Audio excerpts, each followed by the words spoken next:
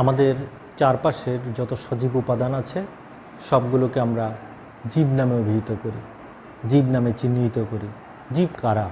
যাদের জীবন আছে তাদেরকে আমরা জীব বলি। জীবের কতগুলো সুনির্দিষ্ট বৈশিষ্ট্য আছে যে কারণে আমরা এদের জীব হিসেবে চিহ্নিত করতে পারি। এই জীবদের মধ্যে একটি অংশকে আমরা উদ্ভিদ বলে থাকি, আরেকটি অংশকে আমরা প্রাণী বলি। অর্থাৎ জীব দুই রকমের, উদ্ভিদ এবং প্রাণী।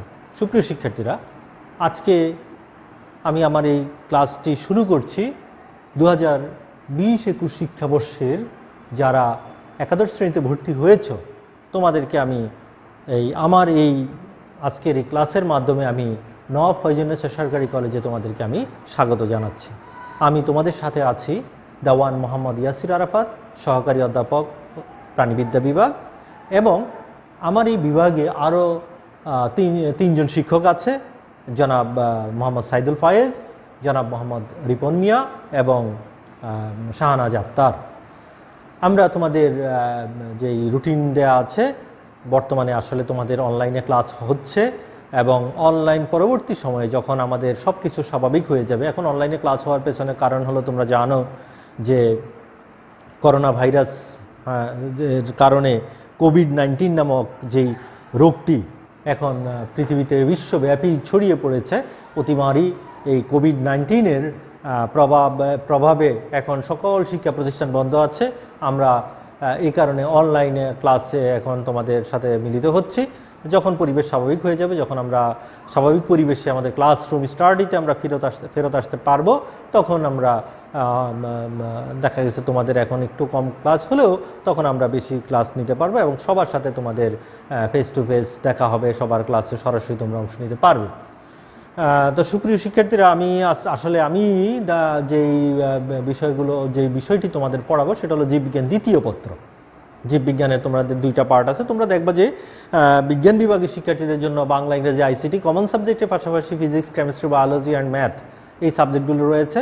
তার মধ্যে ফিজিক্স, কেমিস্ট্রি বা ম্যাথ এগুলো কিন্তু ফার্স্ট পার্টটাই শুধুমাত্র ফার্স্ট ইয়ারে পড়ানো হয়, কিন্তু একমাত্র বায়োলজি সাবজেক্টটাই এমন একটা সাবজেক্ট যেটা তোমার ফার্স্ট পার্ট এবং সেকেন্ড পার্ট দুইটা পার্টই প্যারালাল তোমাদের ফার্স্ট ইয়ারেও সেকেন্ড ইয়ারেও পড়ানো হয়। এটার উদ্দেশ্য মূলত একটা কারণ আছে। আসলে বায়োলজি পেপারটার মধ্যে এটা দুইটা দ্বীপ, একটু আগে আমি যেটা বলেছিলাম যে জীবের দুইটা রূপ, একটা উদ্ভিদ, একটা প্রাণী, ঠিক একইভাবে জীববিজ্ঞান বিষয়েরও দুইটা রূপ আছে, দুইটা অংশ আছে।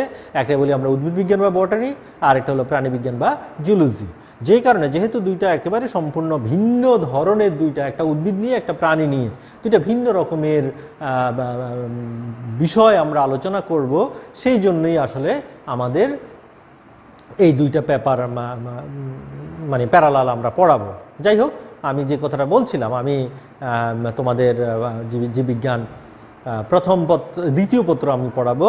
তো আমি প্রথমেই আসলে তোমাদের একটা বই, যেই বইটা তোমরা কোন বইটা পড়বে, আমি যেই বইটা তোমরা পড়বে সেটা আমি তোমাদের সামনে সেই অন্তত একটা বই সবাই কিনো। আসলে বাজারে অনেক বই আছে, আমরা কোনোটাই কিন্তু খারাপ না, সবগুলো বই ভালো।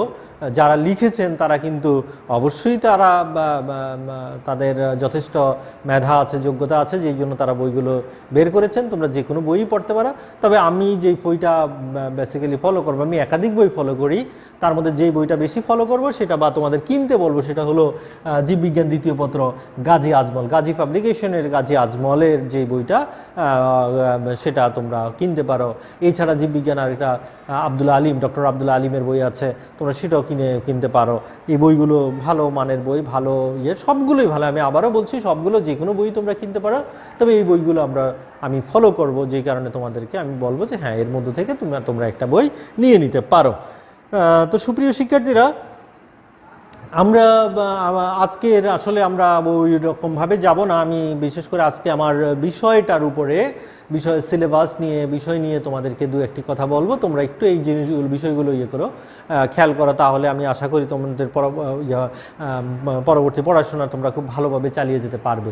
একটা জিনিস মনে রাখবে, যখনই তুমি পড়াশোনা শুরু করবে যে কোনো একটা তো যখন এটা একেবারে নতুনভাবে তোমরা উচ্চ মাধ্যমিক শ্রেণীতে একেবারে নতুন পড়া, তোমাদের নতুনভাবে তোমরা আসছো, তো সেই ক্ষেত্রে তোমাদের পড়াশোনাটা নতুন। আজকে আমার প্রথম ক্লাস একাদশ শ্রেণীর জন্য, অতএব আমি আজকে তোমাদের পুরো বিষয়ের উপর আলোচনা করব। আমি শুধু একটা কথা তোমাদের বলতে চাই, তোমরা এই কথাটা সবসময় স্মরণ রাখবে। যখনই তুমি কোনো একটা বিষয় নিয়ে পড়বে, তোমার পড়া শুরু করবে, তখন তোমাকে দুইটা জিনিস তোমার খুব ভালো করে দুইটা কনসেপ্ট তোমার মধ্যে ধারণ করতে হবে, তোমার মধ্যে নিয়ে নিতে হবে। প্রথমত হলো তোমাকে 1 নাম্বার যেটা জানতে হবে সেটা হলো তোমাকে তুমি যে বিষয়টা পড়বে সেটা সিলেবাস জানতে হবে। অর্থাৎ আমরা যদি প্রথমেই আসি যে সিলেবাস তুমি 2 বছর যাবত এই বইটা পড়বে, বায়োলজি সেকেন্ড পার্ট পড়বে, হ্যাঁ, জীববিজ্ঞান দ্বিতীয় পত্র তুমি 2 বছর যাবত পড়বে। অতএব তোমাকে সিলেবাস সম্পর্কে তোমাকে সম্যক ধারণা থাকতে হবে, পুরোপুরি একেবারে খুব ভালো করে কনসেপ্টটা থাকতে হবে। আমি সিলেবাস নিয়ে আজকে কিছু কথা বলবো। আর 2 নম্বর যেটা থাকবে তোমার, 2 নম্বর হলো পরীক্ষা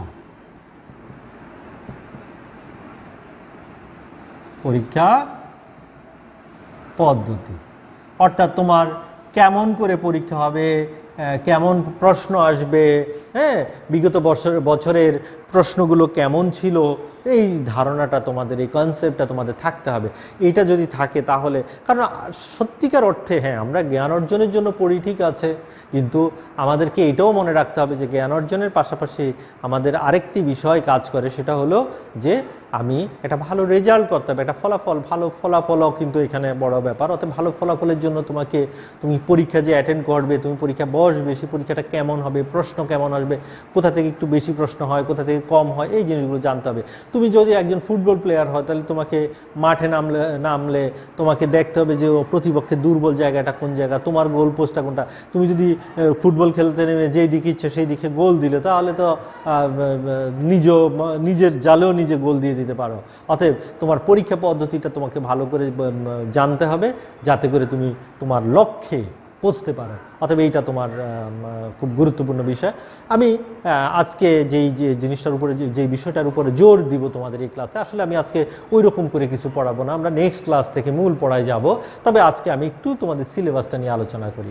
আমি সিলেবাস নেওয়ার শুরুতে, যেহেতু আমার এটাকে আমরা বলছি জীববিজ্ঞান দ্বিতীয় পত্র, জীববিজ্ঞান দ্বিতীয় পত্রের আরেকটা নাম আছে, জীববিজ্ঞান দ্বিতীয় পত্রকে আমরা বলি প্রাণীবিজ্ঞান।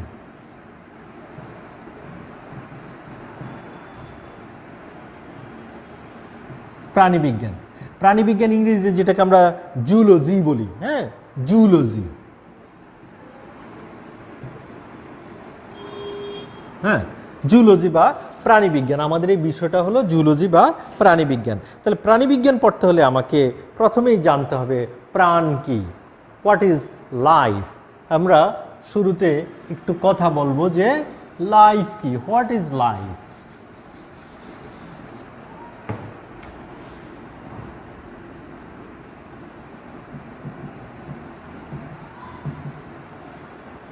লাইফ কি, জীবন কি। অনেকে বলবা যে আত্মা, রূহ, তারপরে আমাদের হৃৎপিণ্ডটা যে পাম্প করতেছে এটাই লাইফ, ফুসফুস অক্সিজেন নিচ্ছে, কার্বন ডাইঅক্সাইড ছেড়ে দিচ্ছে, সেটাই লাইফ। সেটাই কি লাইফ? অনেক প্রাণীতে ফুসফুস নাই, একটা এককোষী অ্যামিবা কিভাবে বেঁচে থাকে? যদি সেটাই লাইফ হতো, ফুসফুসটাই যদি, বা হৃৎপিণ্ডের বা রক্ত সঞ্চালন সেটাই যদি লাইফ, এর মধ্যেই যদি লাইফ থাকতো, তাহলে আমার দেহ থেকে একটা সেল নিয়ে যদি আমি কালচার করি, সেটা বিভাজিত হয়ে সংখ্যায় বৃদ্ধি পাবে।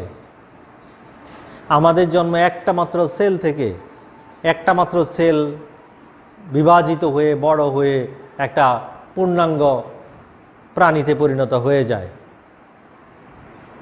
একটা গাছের কথা ভাবো, একটা গাছের ডাল কেটে আমি মাটিতে বপন করলাম, সেই ডালটা থেকে একটা গাছ হয়ে গেল। জীবন সেখানে কোথায় আছে? জীবন কি খণ্ডিত হয়? আমি আমার মতো করে এইভাবে বলবো, খেয়াল করে দেখো, লাইফ ইজ এ রিঅ্যাকশন।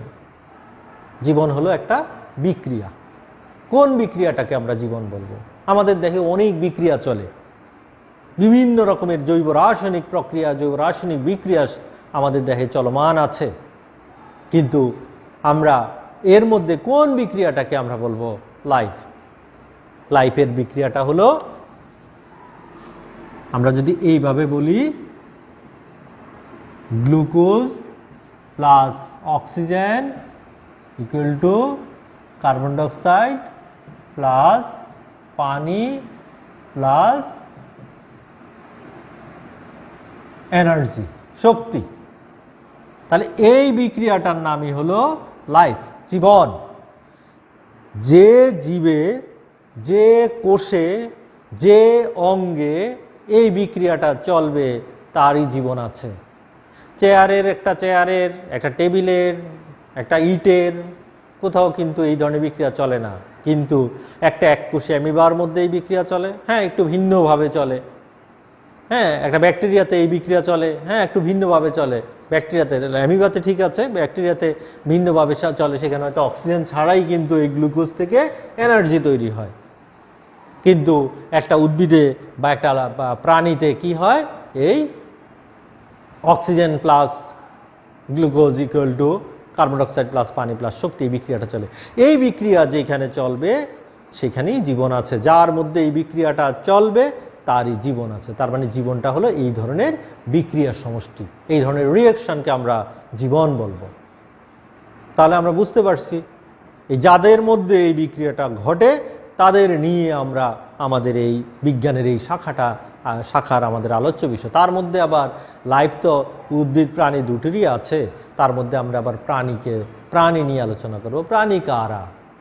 আমি যদি বলি যে প্রাণী আর উদ্ভিদ, অনেকেই বলতে পারো, প্রথম যখন বলবো যে আমি প্রাণীকে উদ্ভিদকে পার্থক্য করো, একজন হয়তো বলে ফেলবে যে যারা চলতে পারে তারা প্রাণী, যারা চলতে পারে না তারা উদ্ভিদ।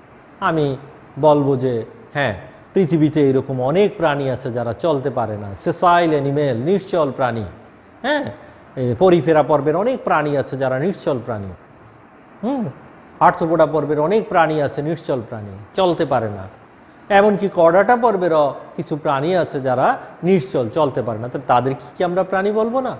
আসলে প্রাণী আর উদ্ভিদের বেসিক পার্থক্যটা, বেসিক ডিফারেন্সটা আমরা কোথায় পাবো বা কিভাবে আমরা করব? আসলে যেটা প্রাণী আর উদ্ভিদের মধ্যে বেসিক পার্থক্য হলো সেল মেমব্রেন। যেই জীবের সেলে সেল মেমব্রেন আছে তাকে বলবো আমরা, আর সেল ওয়াল। যেই জীবের সেলে সেল ওয়াল আছে সেটা উদ্ভিদ, আর যার নাই তাকে বলবো আমরা প্রাণী। সেল মেমব্রেন উদ্ভিদ প্রাণী দুইটারই আছে, কিন্তু সেল ওয়ালটা একমাত্র উদ্ভিদের আছে, প্রাণীর নেই। তাহলে প্রাণী কারা? যাদের সেল মেমব্রেনের বাইরে সেল ওয়াল নেই তারা হলো প্রাণী, আর যাদের আছে তারা উদ্ভিদ। তাহলে আমরা ওই প্রাণীদের, এই প্রাণীগোষ্ঠী নিয়ে আমরা আমাদের এই পেপারে আমরা আলোচনা করব। এখন আসবো আমি আমাদের সিলেবাস নিয়ে কথা বলবো। এবার আমরা আলোচনা করব আমাদের একাদশ দ্বাদশ শ্রেণীতে জীববিজ্ঞান দ্বিতীয় পত্রের সিলেবাস নিয়ে আমরা আলোচনা করব। আমরা সিলেবাসে দেখব যে আমাদের জীববিজ্ঞান প্রথম পত্র দ্বিতীয় পত্র দুটোতেই মোট 12টি করে 24টি অধ্যায় আছে। তো আমি এখন দ্বিতীয় পত্রের কথা বলছি। দ্বিতীয় পত্র, জীববিজ্ঞান দ্বিতীয় পত্র, যেটাকে আমরা প্রাণীবিজ্ঞান বলছি, সেটাতে মোট 12টি অধ্যায় আছে। আমরা এই 12টি অধ্যায় পর্যায়ক্রমে বিভিন্ন পরীক্ষার যেই তোমাদের দেখবে, তোমাদের ওয়েবসাইটে যেই পাঠক্রম দেয়া আছে, পাঠচক্র দেয়া আছে, অর্থাৎ যেই কোন কোন অধ্যায়গুলো কোন কোন পরীক্ষার জন্য আমরা পরীক্ষার পূর্বে আমরা শেষ করব, সেটার একটা ধারাবাহিক বিবরণী দেয়া আছে। আমি সেই অনুসারে আমাদের ক্লাসগুলো হবে। তবে আমি ওভারঅল পুরো সিলেবাসটা নিয়ে আজকে একটু আলোচনা করব, কারণ আমরা আজকে আর একেবারে মূল পড়ায় যাব না, আমরা পরবর্তী ক্লাস থেকে আমরা সেই আলোচনায় যাব। আমি আজকে আলোচনা করছি আমাদের সিলেবাস নিয়ে। সিলেবাসের আমাদের যে 12টি অধ্যায় আছে, আমরা সেই 12টি অধ্যায়ের যদি ধারাবাহিকভাবে আমরা একটার পর একটা অধ্যায় আমরা একটু যদি আলোচনা করি, তাহলে আমরা দেখব প্রথম অধ্যায় যেটা হলো প্রাণীর বিভিন্নতা এবং শ্রেণীবিন্যাস। আমরা প্রাণীর বিভিন্নতা এবং শ্রেণীবিন্যাস আমরা প্রথম অধ্যায়টা আমরা দেখব। এরকম আছে মোট 12টি অধ্যায়। প্রথম অধ্যায় প্রাণীর বিভিন্নতা ও শ্রেণীবিন্যাস। সেখানে আমরা দেখব যে সেখানে আমরা কী নিয়ে কথা বলবো। প্রাণী বিভিন্নতা বলতে আমরা বলবো যে ইট ইজ অ্যানিম্যাল ডাইভার্সিটি। হ্যাঁ, আসলে জীববিজ্ঞান, যখনই আমরা জীববিজ্ঞানের পড়াশোনা করি, আসলে আমরা কি পড়ি? আমরা কিন্তু জীব বৈচিত্র্য নিয়েই পড়ি। পৃথিবীতে কত রকমের প্রাণী আছে, প্রাণীদের বিবরণ পড়ি, বৈশিষ্ট্য পড়ি। তো সেই বৈশিষ্ট্য এই যে আলাদা, আমি একটা প্রাণী, আমার একটা মানুষ, আমি একজন মানুষ, আমিও একটা প্রাণী, এবং সেই প্রাণী হিসেবে আমার খাদ্য গ্রহণ, শ্বসন, রেচন, সংবহন সব আছে। ঠিক পাশাপাশি তোমরা যদি কল্পনা করো যে অনেক প্রাণী পৃথিবীতে, একেবারে ছোট এককোষী প্রাণী থেকে বহুকোষী প্রাণী, ক্ষুদ্র থেকে বৃহৎ, অমেরুদণ্ডী, মেরুদণ্ডী, কর্ডেট, নন কর্ডেট, বিভিন্ন রকমের প্রাণী আছে পৃথিবীতে, এবং প্রত্যেকটা প্রাণীতেই আমরা দেখব যে যে মূল বেসিক প্রক্রিয়া যেগুলো শ্বসন, রেচন, খাদ্যগ্রহণ সবগুলো কিন্তু একই রকমের। যে কারণে আমরা পার্থক্যটা কোথায় পড়ি, তাদের মরফোলজিক্যাল ডিফারেন্সটা পড়ি, তাদের ফিজিওলজিক্যাল ডিফারেন্সটা পড়ি, অর্থাৎ তাদের গাঠনিক যেই শারীরবৃত্তীয় গঠনগত পার্থক্য আছে, যে ফিজিক্যাল অ্যাক্টিভিটি আছে সেটার পার্থক্য আছে। এটার কারণেই পৃথিবীতে এত বৈচিত্র্য, পৃথিবীতে এত রকমের প্রাণী। মাছ পানিতে থাকে, পানি থেকে সে শ্বসন কার্য চালায়। আমরা ডাঙায় থাকি, ডাঙায় শ্বসন কার্য চালাই। কিছু কিছু জীব আছে যারা এমন জায়গায় আছে যেখানে তাদের একেবারে উন্মুক্ত বায়ুর প্রয়োজন হয় না তাদের। তো যাই হোক, এইভাবে আমরা দেখি যে প্রাণীর বিভিন্নতা, আমরা এই জায়গাগুলোতে এই যে বিভিন্ন বৈশিষ্ট্যের ভিত্তিতে প্রাণীদের এই যে ডিফারেন্স, সেটা আমরা আলোচনা করবো এই অধ্যায়ে। পাশাপাশি পরবর্তী অংশে শ্রেণীবিন্যাস আছে। জীবজগতে আমরা জানি পর্ব, অনেকগুলো পর্ব আছে, তার মধ্য থেকে আমরা মেজর পর্বগুলো এখানে আলোচনা করব। মেজর যে 9টা পর্ব আছে সেগুলোই আমরা এখানে আলোচনা করব। মাইনর পর্বগুলো দেখবা যে নামগুলো তালিকা দেওয়া আছে, আমরা সেখান থেকে আলোচনা করব। যার ফলে আমরা এটা আলোচনা করার ফলে আমরা এই বিভিন্ন পর্বের প্রাণীদের মধ্যে পার্থক্য করতে পারবো। হ্যাঁ, সেটাই আমাদের মোট শিক্ষণফলটা, বেসিক শিক্ষণফলটা এখানে এইরকমই যে আমরা ডিফারেন্স করতে পারবো যে কোন পর্বের প্রাণীর সাথে কোন পর্বের প্রাণীর কী পার্থক্য আছে, সেটা আমরা এই অধ্যায়ে সেগুলো আলোচনা করব। আমাদের দ্বিতীয় অধ্যায়টা, অধ্যায় 2, সেটা আছে প্রাণী পরিচিতি। প্রাণী পরিচিতিতে আমরা আলোচনা করব বিভিন্ন পর্বের প্রাণী নিয়ে। তার মধ্যে আমাদের সিলেবাসে এই প্রাণী পরিচিতি অধ্যায়ে 3টা প্রাণী নিয়ে আছে, 3টা পার্ট আছে আলাদা। 3টা প্রাণী নিয়ে আমরা আলোচনা করব। 3টা প্রাণীর মধ্যে একটা প্রাণী হলো আমাদের নিডারিয়া পর্বের হাইড্রা, দ্বিতীয় প্রাণীটা হলো আমাদের আর্থ্রোপোডা পর্বের যেটাকে আমরা ঘাসফড়িং বলছি, পকিলোসেরাস ঘাসফড়িং, আর তৃতীয় প্রাণীটা হলো আমাদের কর্ডাটা পর্বের যেই রুই মাছ। এটা নিয়ে আমরা আলোচনা করব। তাহলে আমরা এই 3টা প্রাণী আছে এখানে, আমরা এই 3টা প্রাণী নিয়ে এখানে আলোচনা করব, এবং 3টা প্রাণীরই গাঠনিক বৈশিষ্ট্য, তাদের বিভিন্ন মানে অর্থাৎ অ্যানাটমিক্যাল সাইডটাই আমরা এখানে এই অংশে আলোচনা করব। এবং এই করে আমরা বিভিন্ন সিস্টেম সম্পর্কে আইডিয়া নিব এখানে, অর্থাৎ ওই পর্বের প্রাণীটার বিভিন্ন তন্ত্র সম্পর্কে আইডিয়া নিব। পাশাপাশি এই যে 3টা প্রাণী, তাদের মধ্যে আমরা কম্পেয়ার করতে পারবো কোনটার সাথে কোনটার কোন জায়গাটায় ডিফারেন্স। এই যে আলাদা পর্ব আমরা পড়ছি, আমি প্রথমেই বলেছি আমরা প্রাণী বৈচিত্র্য নিয়ে পড়ছি, তাই এই যে আলাদা আলাদা এই বিষয়গুলো আমরা এখানে আলোচনা করতে পারবো, এই বিষয়গুলো সম্পর্কে আমরা ধারণা নিতে পারবো। তাহলে দ্বিতীয় অধ্যায়টা অনেক বড়, যে কারণে আমরা কিন্তু দেখবা যে এটা পরীক্ষায় বিভিন্ন ইয়েতে, যেমন ফার্স্ট ইয়ারের অর্ধবার্ষিকী পর্যন্ত আমরা শুধু এখানে হাইড্রা নিয়ে আলোচনা করব, আর পরবর্তী পরীক্ষা অর্থাৎ ফার্স্ট ইয়ার ফাইনালে আমাদের বাকি 2টা থাকবে, অর্থাৎ ঘাসফড়িং আর রুই মাছ, এটা থাকবে পরে। তো এটাকে আমরা যেহেতু বড় অধ্যায়, জন্য আমরা এটাকে এইভাবে ভাগ করে পড়াবো। এরপরে হলো তৃতীয়, আমাদের 3 নম্বরে আছে তৃতীয় থেকে 10ম অধ্যায়, এবং এই তৃতীয় থেকে 10ম অধ্যায় পুরোটাই হলো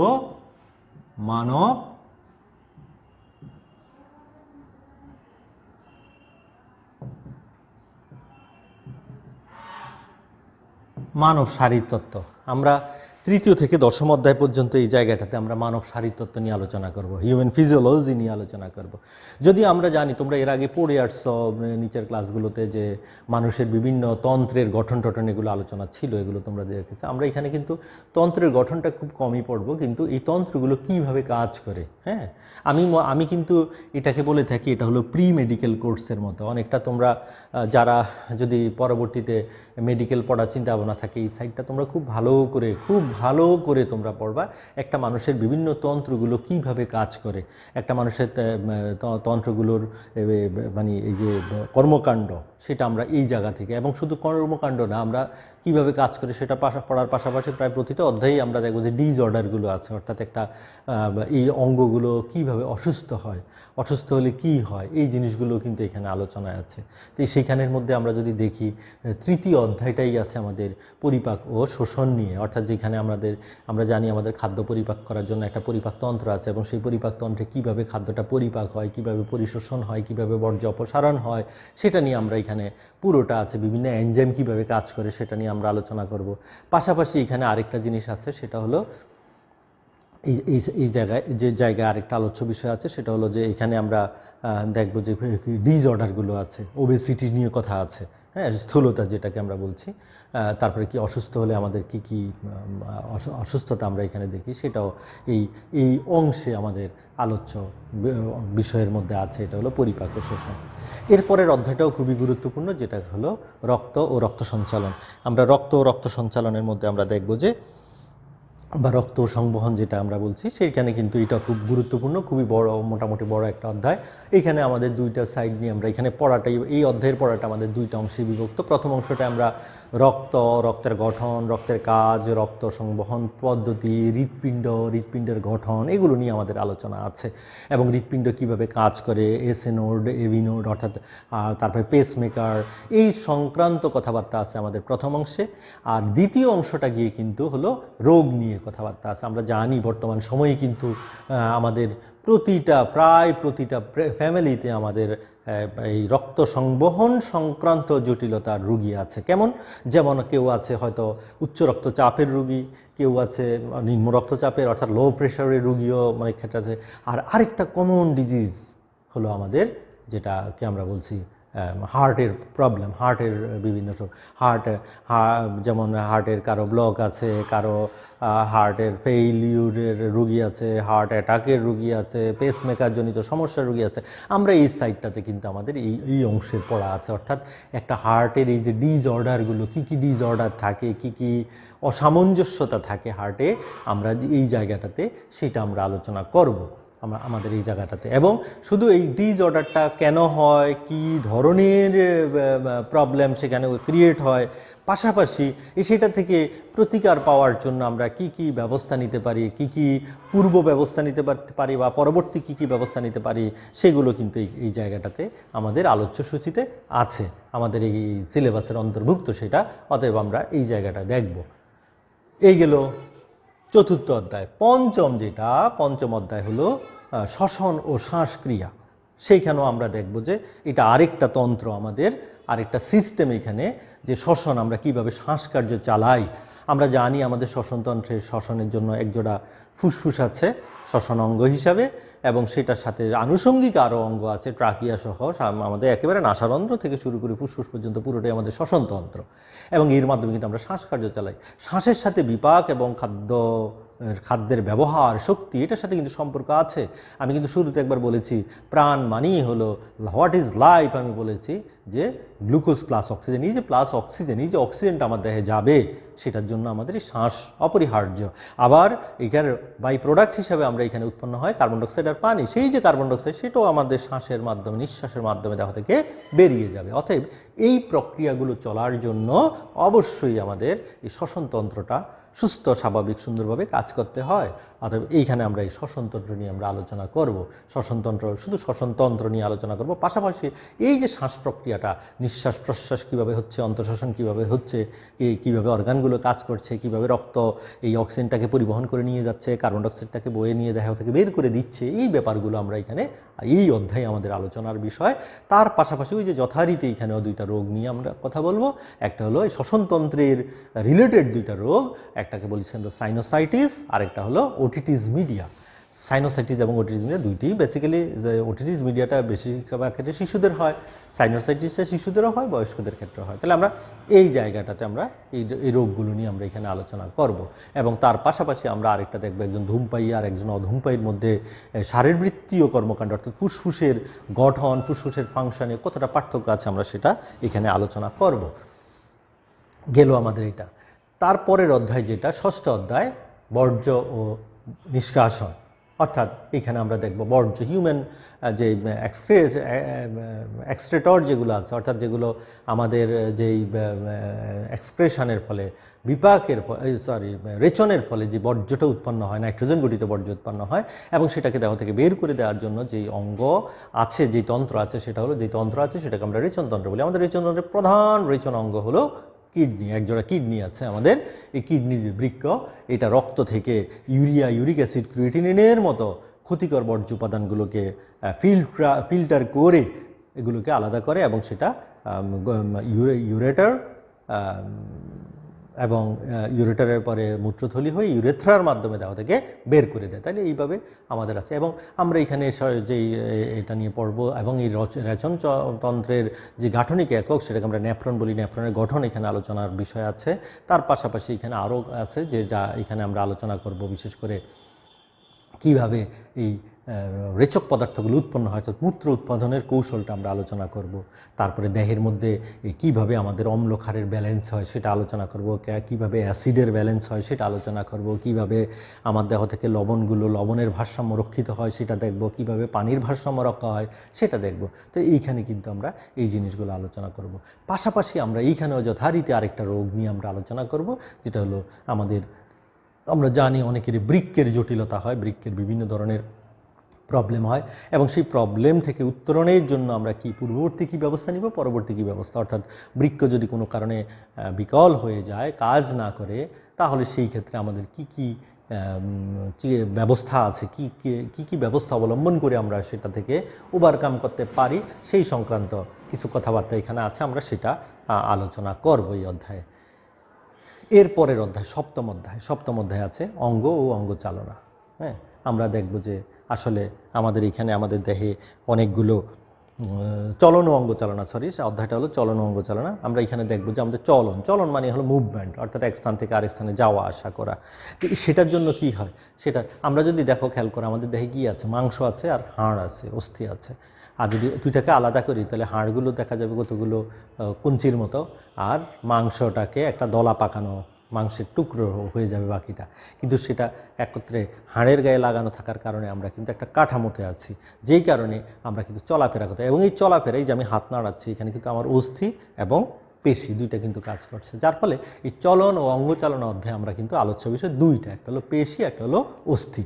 পেশি নিয়ে আমরা আলোচনা করব, কারণ পেশিগুলো আমাদেরকে এই যে নড়াচড়ায় সাহায্য করে, পেশিগুলো বিভিন্নভাবে এই পেশি নড়াচড়ায় সাহায্য করার কারণে এখানে আমাদের কিন্তু কয়েক রকমের কিছু পেশি আছে, যেমন এই যে আমি হাত নাড়াচ্ছি, এই যে আমি এখন লিখার চেষ্টা করছি, তাহলে এটা আমার ইচ্ছাধীন।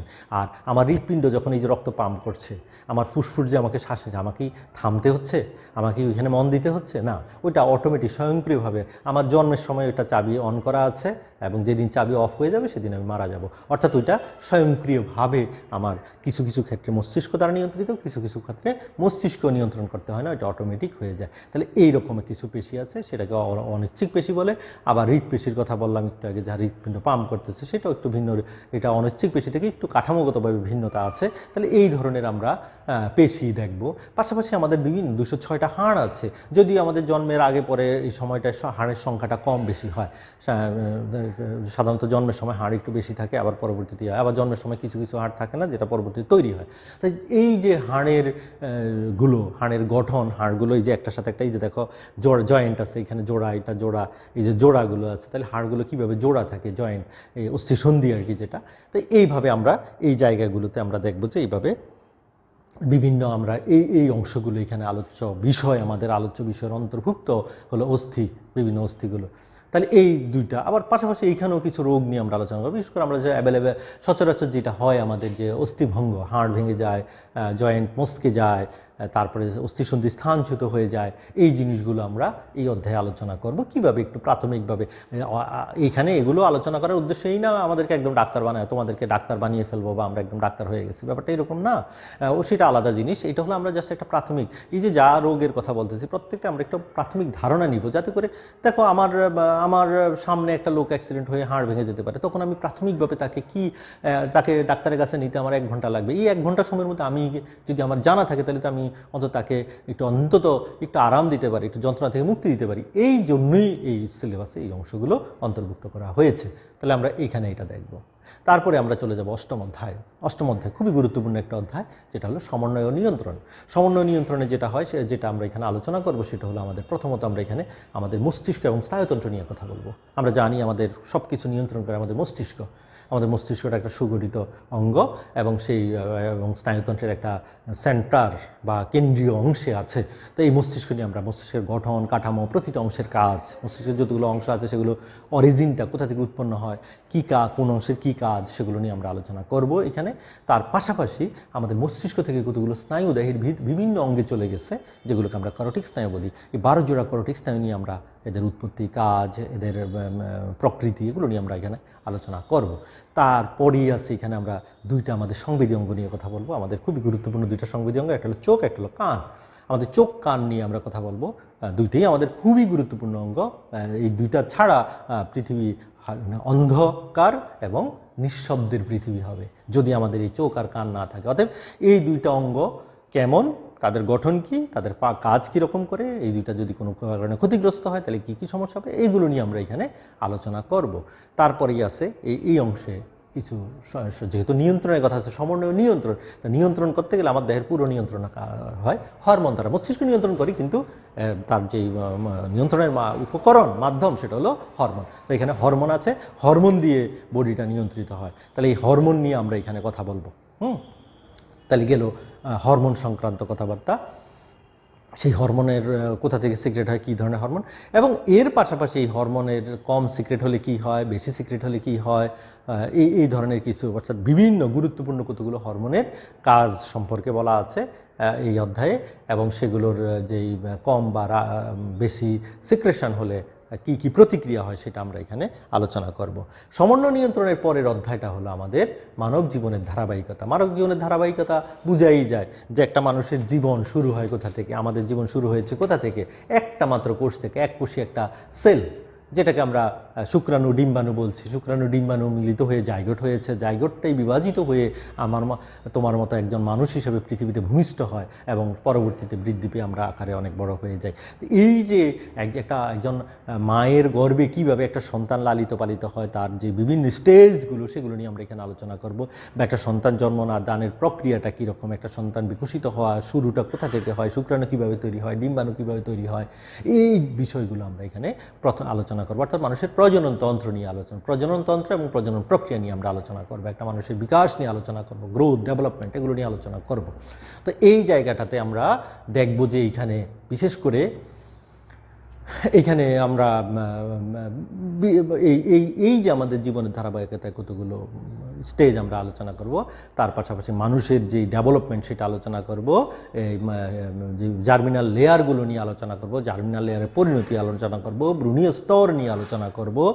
আর সবচেয়ে আরেকটা গুরুত্বপূর্ণ দিক তোমরা জেনে থাকবে যে তোমরা টেস্ট টিউব বেবি সম্পর্কে জেনেছ, যেটাকে আমরা IVF বলি, ইনভিট্রো ফার্টিলাইজেশন।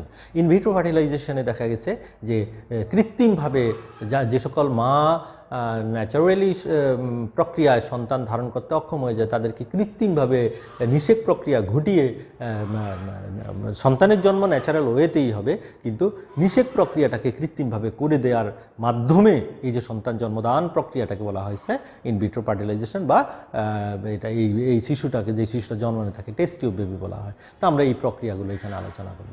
আর সর্বশেষে এই অধ্যায়ে আমরা কিছু হরমোনাল অ্যাক্টিভিটি নিয়ে আলোচনা করব, এবং হলো আমাদের কয়েকটা রোগ নিয়ে আছে, যেটা জেনেটিক রোগ বলি, STDs অর্থাৎ সেক্সুয়ালি ট্রান্সমিটেড ডিজিজ নিয়ে আমরা এখানে কথা বলবো। তার মধ্যে 3টে STDs-এর কথা বলা আছে। একটা হলো তোমার সিফিলিস, একটা গনোরিয়া, এবং একটা হলো এইডস। তো এই 3টা রোগ নিয়ে আমরা আলোচনা করবো এই অধ্যায়ে। গেল আমাদের এই অধ্যায়। সর্বশেষ 10 নম্বর অধ্যায় এখানে, মানে অর্থাৎ হিউম্যান ফিজিওলজি 10 নম্বর অধ্যায় হলো মানুষের প্রতিরক্ষা ব্যবস্থা। মানুষের প্রতিরক্ষা, এই প্রতিরক্ষা মানে কিন্তু ঢাল তলোয়ার নিয়ে প্রতিরক্ষা ব্যবস্থা না। আমাকে ঢাল তলোয়ার নিতে হবে না। আমার দেহের ভিতরে এমন কিছু যে জিনিস আছে যেগুলো ঢাল তলোয়ার নিয়ে প্রস্তুত আছে। কিসের বিরুদ্ধে? বিভিন্ন রোগ জীবাণুর বিরুদ্ধে দেহটাকে সুরক্ষিত রাখার জন্য। তার মধ্যে প্রথম স্তরেই আছে আমাদের ত্বক। আমাদের ত্বক আছে, আমাদের ওপেনিংগুলো দিয়ে যেন কোনো জীবাণু প্রবেশ করতে না পারে, নাক, মুখ, চোখ, এগুলো দিয়ে, সেটার জন্য ব্যবস্থা আছে। তারপরে আমাদের রক্ত, আমাদের লসিকা, এই জায়গাগুলোতে বিভিন্ন সেল আছে, আমাদের লিম্ফোসাইটিক সেল আছে, ম্যাক্রোফেজ আছে, এনকে সেল আছে, এইভাবে দেখা গেছে কিলার সেল আছে, স্মৃতিকোষ আছে, এই যে বিভিন্ন ধরনের কোষ আছে, এরা আমাদেরকে বিভিন্ন জীবাণু সংক্রমণ থেকে, বিভিন্ন জীবাণু দেহে প্রবেশের হাত থেকে দেহটাকে সুরক্ষা দান করে, যার ফলে আমরা কিন্তু আমাদের পরিবেশে আমরা অনায়াসে আমরা টিকে থাকতে পারি এবং আমাদের কোনো ধরনের সমস্যা ছাড়াই আমরা কিন্তু সহজে বেঁচে থাকতে পারি। তো এই জায়গাগুলোতে আমরা এতে আলোচনা করব। তারপরে অ্যান্টিবডি আমাদের দেহে কীভাবে কাজ করে সেটা নিয়ে আমরা আলোচনা করব, অ্যান্টিবডি কত ধরনের আছে সেটা নিয়ে আমরা আলোচনা করব। তো এই অধ্যায়ে মোটামুটি এই জিনিসগুলো, অর্থাৎ একটা জীবাণুর বিরুদ্ধে আমার কীভাবে যুদ্ধ করে আমাদের ফ্যাগোসাইটিক সেলগুলো, সেগুলো আমরা মোটামুটি আমাদের দেহের প্রতিরক্ষা ব্যবস্থা, ইমিউন সিস্টেম নিয়ে আমরা এখানে আলোচনা করব। গেল মানব, অর্থাৎ এই 8টা অধ্যায় শেষ, 3 থেকে 10, বাকি রইল 11 আর 12, 11 নম্বর অধ্যায়। 11 নম্বর অধ্যায় এটাও খুব মানে ইন্টারেস্টিং একটা অধ্যায়। 1 নম্বর হলো, এখানে 2টা পার্ট, এই অধ্যায়ে 2টা অংশ আছে। প্রথম অংশটা হলো জেনেটিক্স বা জিনতত্ত্ব বা বংশগতি, আর দ্বিতীয় অংশটা হলো বিবর্তন। আমরা যদি জেনেটিক্সের কথা বলি, তোমরা গ্রেগর জোহান্স ম্যান্ডেলের কথা শুনেছ। এই গ্রেগর জোহান ম্যান্ডেল, যিনি জিনতত্ত্বের জনক ছিল, তিনি আবিষ্কার করেছেন কীভাবে এক বংশ থেকে আরেক বংশে বৈশিষ্ট্য সঞ্চারিত হয়, পিতামাতা থেকে সন্তানে কীভাবে বৈশিষ্ট্যগুলো যায়। তো এই যে যাওয়ার বিভিন্ন সূত্র আছে, বিভিন্ন ব্যতিক্রম আছে, সেগুলো আমরা এখানে আলোচনা করব। এর পাশাপাশি এই ধরনের এই জেনেটিক্সের অধীনে আমরা বেশ কিছু ডিসঅর্ডার নিয়ে আমরা আলোচনা করব, যেমন আমাদের হিমোফিলিয়া রোগ নিয়ে আমরা কথা বলবো, ডায়াবেটিস রোগ নিয়ে আমরা কথা বলবো, আমাদের বিশেষ করে বর্ণান্ধতার কথা বলবো আমরা, হ্যাঁ, তারপরে যেটা আমরা মাস্কুলার ডিস্ট্রফি একটা রোগ আছে, সেটা নিয়ে আমরা কথা বলবো। এইভাবে আমরা এখানে দেখবো, আর বিভিন্ন বৈশিষ্ট্যের সঞ্চারণ দেখব। আর সর্বোপরি এখানে আমরা আরেকটা জিনিস দেখবো, যে সেটা হলো ব্লাড গ্রুপ কীভাবে নির্ধারণ করা হয়, অর্থাৎ আমাদের রক্তের গ্রুপে যে A positive, A negative, B positive, B negative আমরা বলি, এই ধরনের রক্তের গ্রুপগুলো নিয়ে আমরা কথা বলবো। গেল এই অংশ। এটা দ্বিতীয় অংশ, বিবর্তন। বিবর্তনের কথা বললেই তোমরা ওই যে ডারউইনের কথা চলে আসে। এখানে আমরা দেখব যে কীভাবে পৃথিবীতে এই যে প্রাণের বিবর্তন ঘটেছে সেটা সম্পর্কে কথাবার্তা আছে, কীভাবে পৃথিবীতে জীবের বিবর্তন ঘটেছে সেটা নিয়ে এখানে কথাবার্তা আছে। তার মধ্যে ডারউইনের মতবাদ আছে, ল্যামার্কের কথা আছে, ভাইজম্যান বা নিও ডারউইনিজমের কথা বলা আছে। বিবর্তন যে পৃথিবীতে হচ্ছে সেটার সপক্ষে বেশ কিছু যুক্তি প্রমাণ আছে।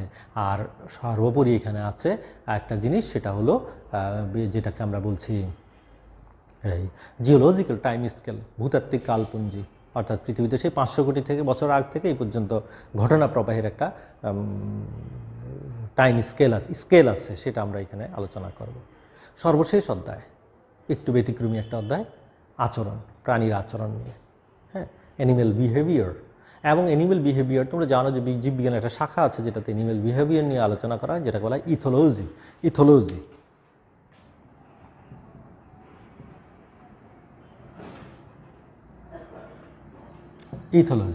আমরা এই অধ্যায়টায় অর্থাৎ হিউম্যান বিহেভিয়ার অধ্যায়টায় প্রাণীর ইথোলজি, প্রাণীর আচরণ নিয়ে আলোচনা করা হয়েছে, ইথিক্স নিয়ে আলোচনা করা হয়েছে, আচরণ নিয়ে আলোচনা করা, মানুষ না, সব প্রাণীর আচরণ, বিভিন্ন ধরনের আচরণের বিভিন্ন রূপ, আচরণগুলো কীভাবে ডেভেলপ করে, হ্যাঁ, কোনটা সহজাত আচরণ, কোনটা শিখন আচরণ, কোনটা সামাজিক আচরণ। আমরা দেখি বিভিন্ন রকমের আচরণ আছে। আমাদের সামাজিক আচরণের সাথে আমাদের সহজাতের সাথে শিখনের সাথে সামাজিক, এগুলোর মধ্যে অনেক পার্থক্য আছে।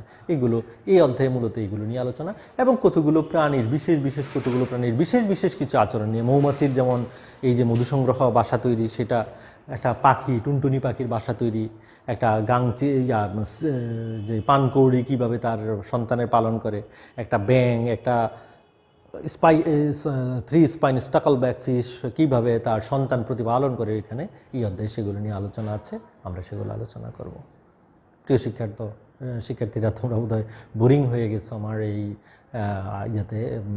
এত কথা বলার কারণে, কিন্তু আসলে আমি পুরো সিলেবাসটা তোমাদের একটা ধারণা দিয়েছি। কারণ আমি শুরুতেই বলেছি তোমাকে সিলেবাস সম্পর্কে মানে একেবারে ক্লিয়ার ধারণা থাকতে হবে, তাহলে তোমরা আমি পরবর্তী ক্লাসে আমার পড়া শুরু করব, পাশাপাশি আমাদের পরীক্ষা নিয়ে একটু কথা বলবো, আমাদের পরীক্ষা পদ্ধতিটা কেমন হয় তোমরা হয়তো জানো, তারপর আমরা একটু পরীক্ষা পদ্ধতি নিয়ে একটু করব, তোমাদের মধ্যে যাতে ধারণাটা সুন্দরভাবে থাকে, যাতে তোমরা পরবর্তীতে ভালো প্রিপারেশন নিয়ে পরীক্ষা অংশ নিতে পারো, সেটা নিয়ে আমি একটু কথা বলে আমি আগামী দিন তোমাদের নেক্সট ক্লাসে আমি তোমাদের প্রথম অধ্যায় থেকে আলোচনা শুরু করব। প্রথম অধ্যায়ে আমরা আলোচনা করব, প্রথম অধ্যায়ে যে বিষয়গুলো আছে, বিশেষ করে অ্যানিম্যাল ডাইভার্সিটির অংশ থেকে আমার আলোচনা শুরু হবে। তোমরা যে যেখানে আছো ভালো থাকবে, নিরাপদ থাকবে, সুস্থ থাকবে এবং অবশ্যই তোমরা বাসায় থাকবে, বাইরে বের হবে না। কারণ যেই কারণে তোমাদের অনলাইন ক্লাস নেওয়া, তোমরা যদি বাইরে বেশি ঘোরাঘুরি করো তাহলে সেটা তো সফল হবে না। যে উদ্দেশ্যে সরকার তোমাদেরকে সুস্থ রাখার জন্য অনলাইন শিক্ষা প্রতিষ্ঠান বন্ধ দিয়ে অনলাইন শিক্ষা কার্যক্রমে অংশ নেওয়ার জন্য আমাদেরকে বলেছেন, আমরা তাই করছি। কিন্তু অবশ্যই তোমরা বাসায় থেকে সুস্থ স্বাভাবিক থাকার চেষ্টা করবে। এই তোমাদের সুস্বাস্থ্য কামনা করে, প্রত্যাশা করে আজকের মতো এখানে বিদায় নিচ্ছি। ধন্যবাদ সবাইকে।